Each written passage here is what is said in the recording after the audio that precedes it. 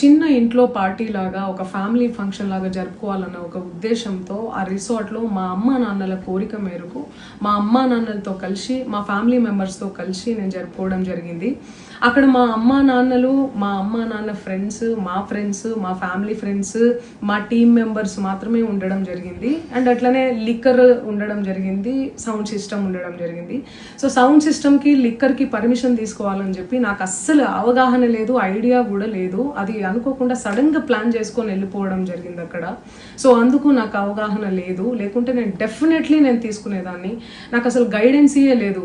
ఎవరన్నా గైడ్ చేసినా కూడా నేను పర్మిషన్ తీసుకునేదాన్ని, లేకపోతే నేను ఎందుకు ఇలా తెలిసి చెయ్యను కదా.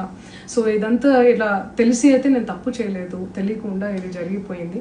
అండ్ అక్కడ లోకల్ లిక్కర్ తప్ప అసలు వేరే ఏ ఇతర పదార్థాలు, మత్తు పదార్థాలు కానీ వాడడం అసలు జరగలేదు. అక్కడ దొరకలేదు కూడా, పోలీసులు సెర్చ్ చేసినా కూడా.